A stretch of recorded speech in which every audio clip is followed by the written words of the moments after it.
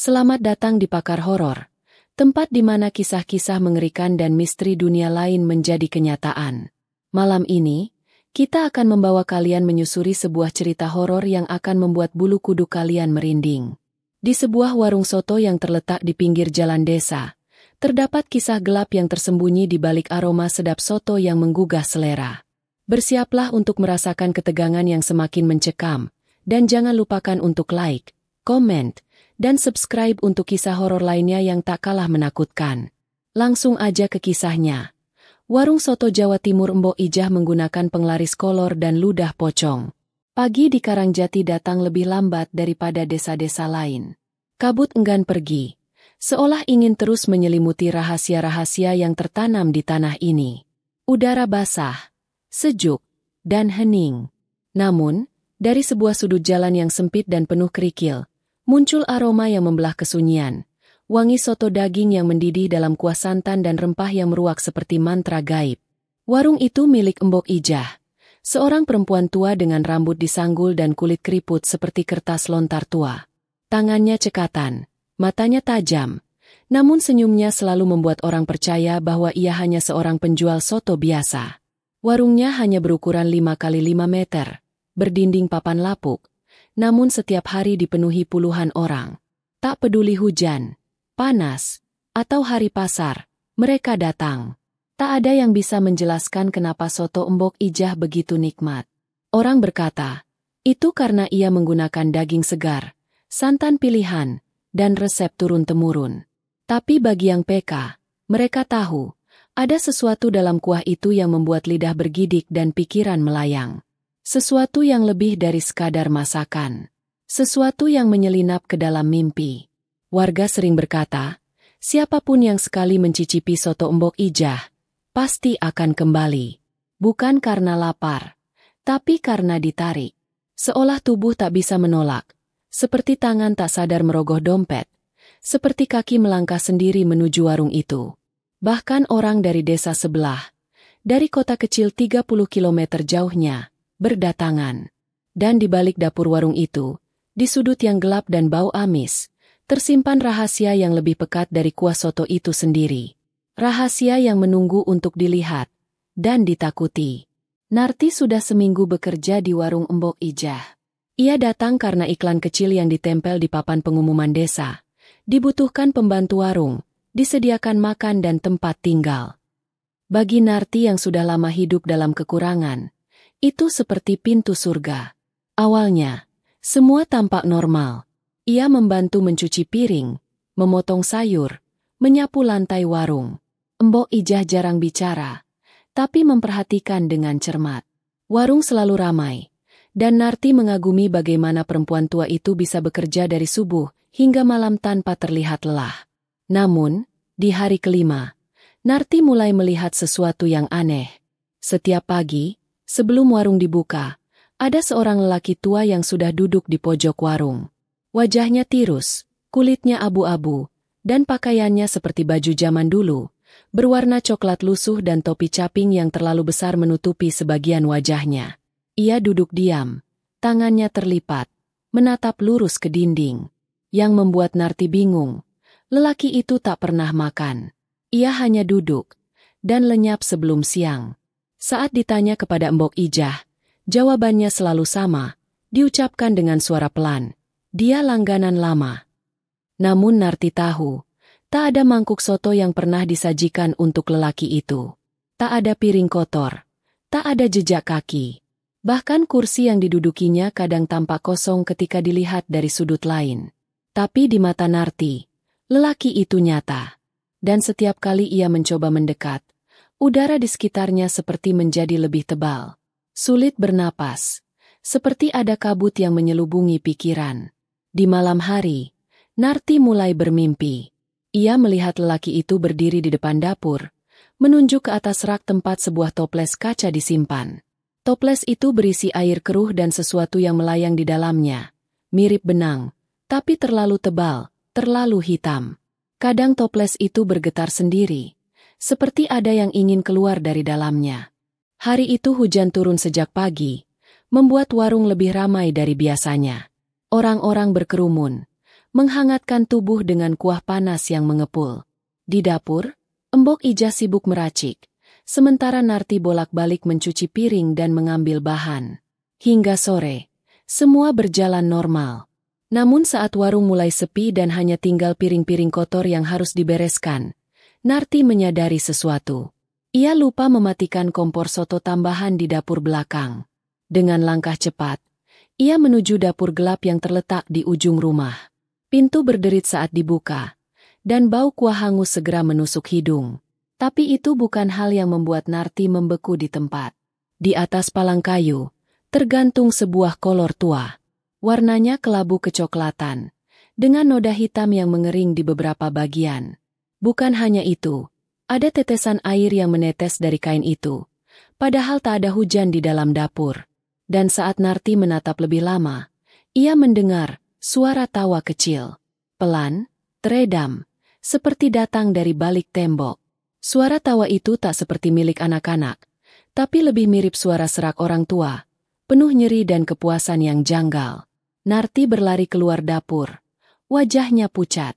Tapi saat ia hendak memberitahu Embok Ijah, perempuan tua itu hanya menatapnya sebentar dan kembali memasukkan sesuatu ke dalam panci kuah. Botol kecil berisi cairan pekat.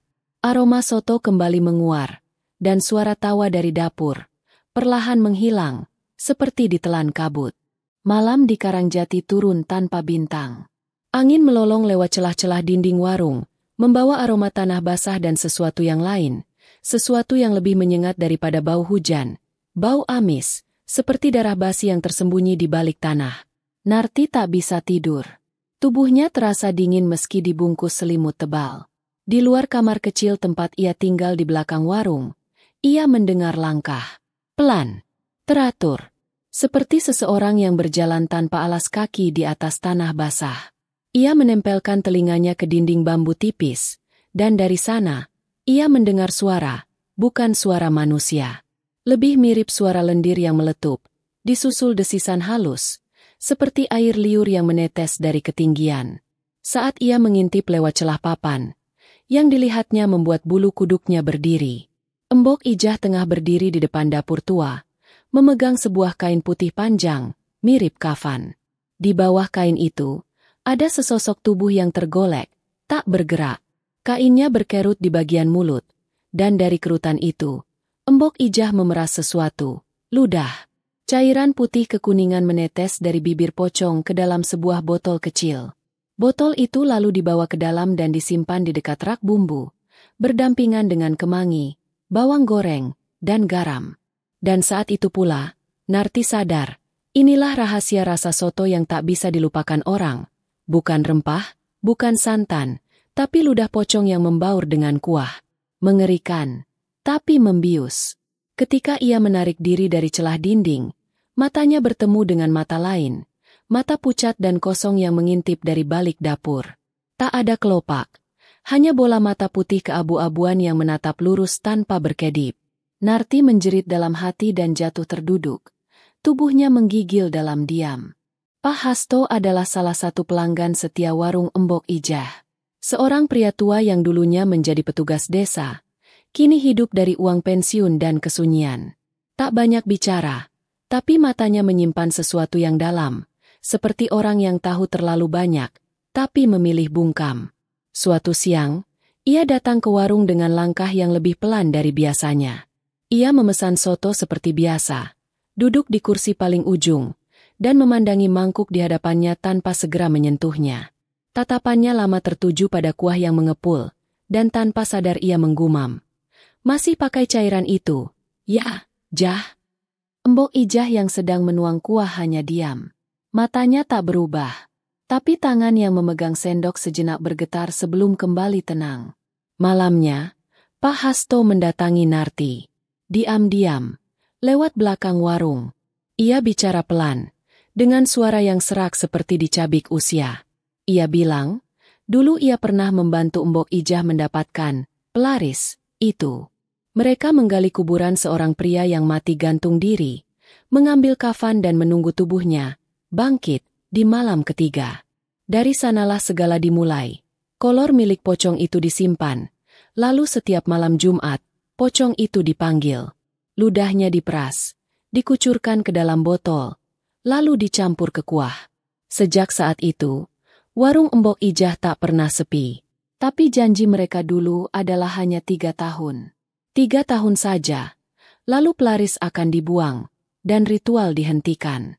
Tapi Embok Ijah terus melanjutkan. Sudah hampir 20 tahun kini, Pak Hasto menatap Narti dengan mata berat. Ia bilang, kalau tak dihentikan, maka pelaris itu akan menuntut. Pocong yang digunakan bukan roh jin atau tuyul biasa. Ia adalah arwah penasaran yang dulunya dukun sesat, dikubur tanpa kepala karena dibunuh massa. Dan kini, arwah itu mulai lapar. Bukan lagi lapar uang atau pujian, tapi daging manusia. Hari itu warung Embok Ijah tutup tanpa pemberitahuan. Papan, tutup sementara, digantungkan di pintu. Tapi dari luar masih tercium aroma soto yang menguar. Lebih pekat, lebih menyengat. Seolah warung itu menyembunyikan dapur yang terus bergolak. Narti mencoba meyakinkan dirinya untuk pergi. Ia sudah cukup melihat. Sudah cukup mendengar. Tapi tubuhnya seperti tak mau bergerak. Ia merasa seperti tali tak kasat mata menjerat kakinya. Mengikatnya di warung itu. Sore harinya, saat ia masuk ke dapur untuk mengambil bumbu, ia melihat tungku soto dalam keadaan menyala, meskipun tak ada api. Api itu bukan merah, tapi biru kehijauan. Di atasnya, panci besar mengepul, dan kuahnya berwarna lebih gelap dari biasanya. Coklat kehitaman, dengan buih merah yang mengapung di permukaan. Ia mendekat, ingin melihat lebih jelas, dan menemukan potongan kecil seperti daging. Tapi bukan daging sapi. Itu lebih mirip kulit manusia. Berambut tipis dan pucat. Di dinding dapur, ada bekas percikan darah. Masih segar, menetes dari langit-langit hingga ke lantai. Dan di bawah meja, ia menemukan kain putih kusut, berlumuran lumpur, dengan bekas gigitan besar di sudutnya. Gigitan yang tak mungkin dilakukan manusia. Dari balik dinding, terdengar suara erangan. Pelan, serak. Seperti seseorang yang mencoba berbicara meski tak punya lidah. Lalu suara tawa. Suara tawa itu kembali. Kali ini lebih dekat. Lebih keras. Dan Narti melihat bayangan di lantai bergerak sendiri. Membentuk siluet tubuh tanpa kepala yang melayang perlahan mendekat. Tubuhnya beku. Ia hanya bisa menatap ke arah bayangan itu. Yang kini berdiri tepat di depannya. Bau busuk yang menusuk masuk ke tenggorokan. Dan suara napas yang kasar terdengar seperti desahan kematian yang tak usai. Dan di saat itu, Narti sadar, ia bukan lagi hanya seorang pembantu warung. Ia adalah bagian dari perjanjian. Perjanjian yang akan meminta tumbal, dan Embok Ijah tahu itu. Langit Karangjati mendung seperti wajah tua yang menyimpan amarah lama. Angin bertiup membawa debu dari pekuburan tua di pinggir desa. Di tempat itu, di antara nisan-nisan yang lapuk dan ditelan lumut, ada satu gundukan tanah yang tak pernah kering. Tanahnya lembab seperti baru digali semalam, meski jasad yang dikubur di sana telah mati lebih dari 2 dekade lalu. Di bawah nisan tanpa nama itulah asal mula petaka bermula. Pak Hasto akhirnya mengajak Narti ke sana, tak sanggup lagi menyimpan beban cerita. Ia membawa segelas air kelapa muda dan sebatang kemenyan yang dibungkus koran. Katanya, untuk menenangkan arwah yang gelisah. Sesampainya di makam itu, udara mendadak lebih dingin. Tak ada suara burung. Tak ada angin. Hanya kesunyian yang mencekam. Pak Hasto duduk bersila, membaca sesuatu. Sementara Narti memperhatikan tanah itu, yang seolah berdenyut perlahan seperti dada orang tidur. Dulu, orang ini dukun. Gumam Pak Hasto dengan suara yang lebih rendah dari angin. Ia mati karena dijadikan tumbal oleh muridnya sendiri. Kepala dipenggal, tubuhnya dikafani tanpa doa. Embok Ijah yang mengumpulkan darah dan kolornya. Aku yang bantu gali. Dulu aku buta arah, butuh uang. Tapi sekarang semua mulai menuntut. Tanah di hadapan mereka bergetar halus, dan dari sela-sela gundukan itu, muncul gelembung air yang berwarna hitam. Gelembung itu meletus dengan suara lirih, memercikan cairan busuk ke udara. Aroma daging busuk menyebar. Dan entah dari mana, suara seperti kuku mencakar batu terdengar dari dalam liang kubur. Narti menjerit, mundur. tetapi tak sempat melangkah jauh. Tanah itu merekah sedikit, seperti napas dari dalam bumi. Pak Hasto buru-buru mengubur kembali dengan daun kelapa dan abu dupa, memohon pengampunan. Tapi sesuatu sudah terbangun. Sesuatu yang selama ini hanya diberi sedikit makanan, dan kini ingin lebih dari sekadar ludahnya yang diperah. Hari itu hujan turun deras, seperti langit mencoba membersihkan dosa yang terlalu pekat menempel di bumi. Tapi dosa yang satu ini terlalu lengket untuk dibasuh air. Warung Mbok Ijah buka seperti biasa. Pelanggan datang berbondong-bondong meski hujan mengguyur. Aroma soto mengepul lebih harum dari biasanya, membuat orang rela antre panjang di teras yang becek dan licin. Namun, di dalam dapur, sesuatu mulai berubah. Narti menyelinap masuk, hendak memastikan segalanya aman. Tapi pemandangan di dalam membuatnya ingin muntah. Di atas meja dapur, tergeletak seekor ayam, bukan untuk dimasak, tapi dalam keadaan terkoyak tanpa kulit. Bulu-bulu berserakan, tapi lebih dari itu, ada darah segar mengalir dari lantai menuju tungku, seolah ditarik oleh kekuatan tak terlihat. Mbok Ijah berdiri di pojok ruangan, menatap Kuali dengan mata merah seperti habis menangis. Tapi bukan air mata yang menetes di pipinya, melainkan cairan bening lengket yang mirip lendir. Di tangannya, ia memegang sesuatu, sepotong kain putih kusut, sobek di ujung, dengan darah yang sudah menghitam menempel di lipatannya. Di sudut dapur, di dekat rak tempat bumbu disimpan, Narti melihat botol-botol kecil berjajar. Botol-botol itu bukan lagi berisi cairan putih kekuningan, tapi cairan yang lebih pekat, merah gelap seperti darah menstruasi yang membusuk. Dan lebih dari itu, botol-botol itu bergerak pelan, seolah ada sesuatu di dalamnya yang masih hidup. Tiba-tiba terdengar suara keras dari ruang makan. Seseorang berteriak, lalu piring pecah. Kursi terseret. Saat Narti berlari keluar, ia melihat seorang pelanggan terjatuh dengan wajah penuh luka. Matanya terbalik, mulutnya berbusa. Orang-orang panik, tapi Mbok Ijah hanya berdiri di ambang pintu dapur, tak bergeming. Mulutnya bergerak-gerak sendiri, berdoa atau merapal sesuatu yang tak dimengerti. Dan di saat itu, kilat menyambar langit desa. Untuk sepersekian detik, semua yang ada di warung dapat melihat, di langit-langit warung, bergelantung sosok pocong, tubuhnya membusuk, wajahnya seperti hangus terbakar. Dari mulutnya menetes cairan kental yang langsung jatuh ke dalam panci soto. Malam itu, Karangjati tidak tidur. Warung soto Mbok Ijah ditutup paksa oleh warga. Beberapa orang mulai mencium bau busuk di sekitar warung, bukan hanya dari dapur, tapi dari bawah lantai, dari sumur belakang, bahkan dari rak piring. Seolah seluruh bangunan itu berubah menjadi makam hidup. Pak Hasto, yang sempat pingsan saat mencoba mengubur kembali pelaris di makam tua, kini terbaring lemah. Bibirnya membiru, dan kulitnya mulai muncul bercak hitam seperti terbakar dari dalam. Ia memanggil Narti dan menyuruhnya pergi malam itu juga. Tapi Narti menolak.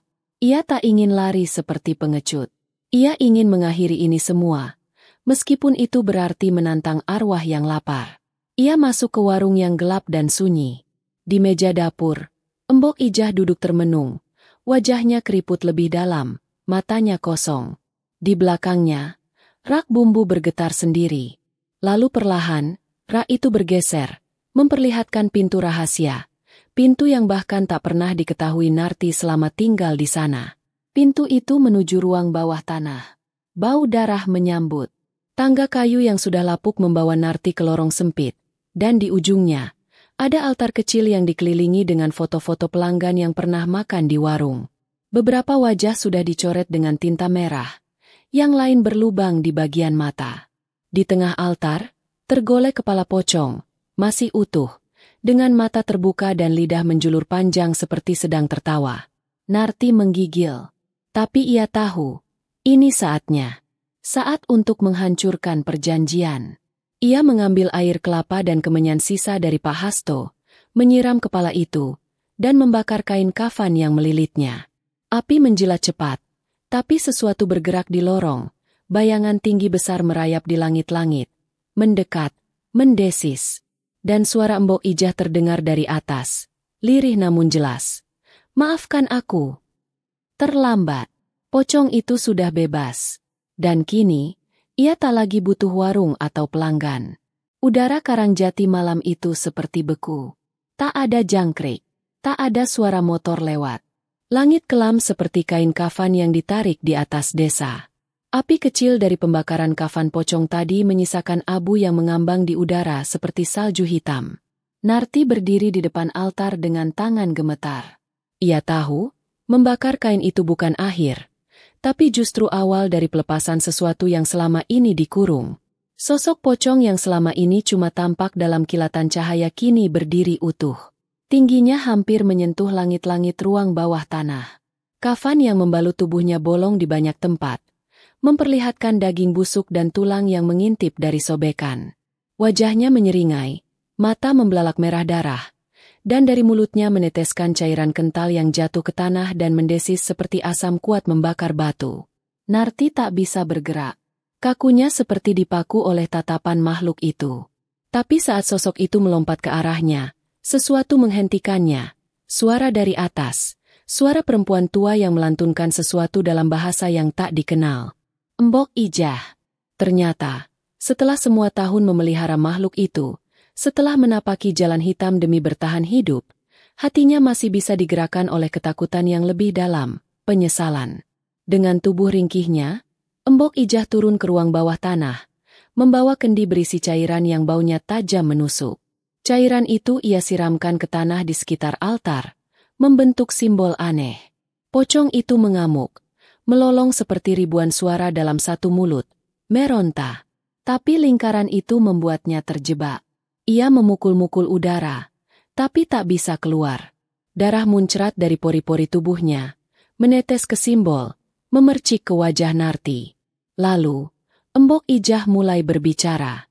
Kata-katanya putus-putus, seperti mengingat sesuatu yang sudah lama ditinggalkan. Ia menyebut nama-nama, termasuk nama asli dari makhluk itu. Ternyata, ia dulu manusia, dukun besar, tapi dihianati. Dibunuh oleh muridnya sendiri, yaitu Mbok Ijah. Kain kafan dan kolornya dipakai sebagai jimat. Ludahnya disimpan dan diberikan ke makanan soto untuk menarik nafsu makan manusia. Semua itu untuk satu tujuan, mempertahankan warung dan hidup. Tapi jiwa itu tak pernah bisa ditenangkan dengan persembahan kecil. Semakin diberi, semakin rakus. Dan kini, ia ingin jiwa sebagai gantinya. Mbok Ijah berdiri di tepi lingkaran, membuka tangannya lebar. Pocong itu mendekat. Sekali loncat, tubuhnya menghantam tubuh tua itu, menembus dada dan menghilang bersamaan dengan tubuh Mbok Ijah yang rubuh seperti boneka kain. Tapi sesuatu terjadi. Api menyala dari dalam tubuhnya. Lingkaran di lantai menyala merah menyilaukan. Lalu hening. Saat Narti membuka mata, ruang itu kosong. Pocong itu hilang. Mbok Ijah tergeletak tanpa nyawa. Senyum tipis di wajahnya yang keriput, seolah akhirnya beban panjangnya telah lepas. Beberapa minggu setelah kejadian itu, warung soto ditutup permanen. Penduduk Karangjati masih berbisik-bisik jika melewati bangunan itu. Tidak ada yang berani membongkarnya. Konon, kadang dari dalam bangunan itu terdengar bunyi centong diketuk ke panci. Atau lebih mengerikan lagi, suara ketawa rendah di malam hari, seperti suara tertahan dari dalam tanah yang tak pernah kenyang. Narti pergi dari desa. Ia membawa luka, trauma, dan sebuah kendi kecil yang tak pernah ia buka. Kendi itu dibungkus kain putih dan disimpan dalam lemari besi. Ia tak tahu apa isinya. Tapi setiap malam bulan gelap, kendi itu bergetar pelan, seolah menunggu dibuka.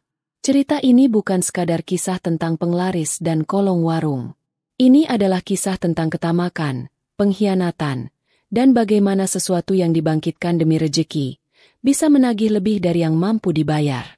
Dan warung soto itu tetap berdiri, tapi tak pernah lagi ada yang makan di sana. Itulah kisah dari warung soto Mbok Ijah yang penuh dengan misteri dan kengerian. Terima kasih telah menyaksikan cerita horor ini bersama Pakar Horor. Jangan lupa untuk subscribe, like, dan tinggalkan komentar kalian di bawah. Apa pendapat kalian tentang kisah ini? Apakah kalian merasa ada yang aneh di balik setiap suapan soto itu? Sampai jumpa di cerita horor berikutnya, di mana kegelapan menunggu untuk mengungkapkan lebih banyak rahasia. Tetap waspada dan jangan lupa hidup dalam terang.